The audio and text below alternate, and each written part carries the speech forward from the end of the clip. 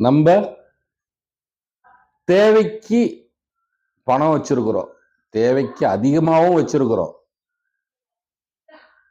டாக்டர்கிட்ட போறோம், டாக்டர் சொல்லிட்டாரு உங்களுக்கு எந்த பிரச்சனையும் இல்லைங்க, பிசிக்கலா ஃபிட்டா இருக்கிறீங்க, நோ ப்ராப்ளம், ஹெல்த்தா இருக்கிறீங்கன்னு டாக்டர் சொல்றாரு. நம்மளும் வரோம்.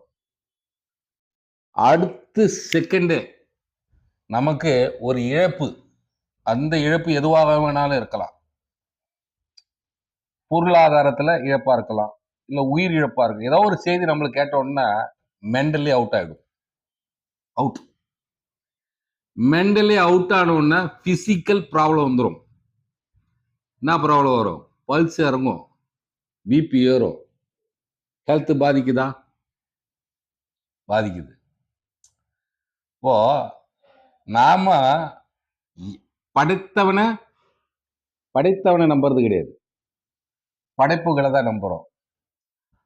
மனுஷன் படைச்சதை நம்புறோம், ஆனா படைத்தவனை நம்புறது இல்லை. உதாரணத்துக்கு நம்ம ஒரு பொருள் வாங்க போனா கேரண்டி நாம கேட்கிறோம், ஆனா கேட்கிற ஆளுக்கு கேரண்டி கிடையாது. ஆனா நம்ம ஒரு பொருளை கேட்கிறோம், கேரண்டி இருக்கான்னு. ஆனா நமக்கு கேரண்டி கிடையாது. உதாரணத்துக்கு இப்போ ஒரு நடந்த செய்தி, எத்தியோப்பியா நாட்டில இருந்து ஒருத்தர் இந்த வருஷம் ஹஜ்ஜுக்கு புறப்பட்டார்.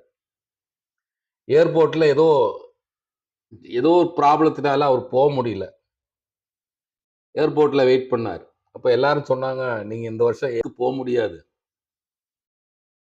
நீங்க அடுத்த வருஷம் ட்ரை பண்ணுங்க அப்படின்னு. அப்ப அவர் சொன்னாரு, என்ன படைத்தவனை நான் நம்புறேன், நான் இந்த வருஷம் ஹஜ்ஜு செய்யணும்னு இறைவன் நாடி இருந்தா கண்டிப்பா நான் ஹஜ்ஜு செய்வேன் அப்படின்னு அங்கேயே உட்கார்ந்துட்டார்.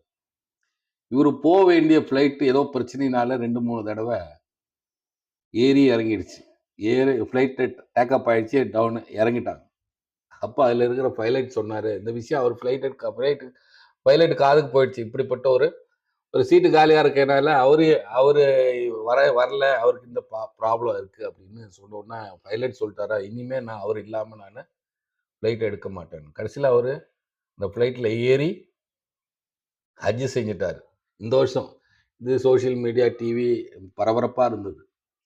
இதுல இருந்து என்ன தெரியுது?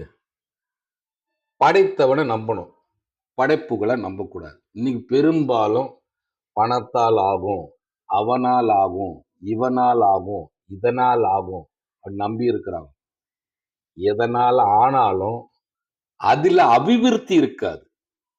அபிவிருத்தின்றது பர்க்கத்தும் ரஹமத்தும், அது இறைவன் படைத்தவனால தான் முடியும்.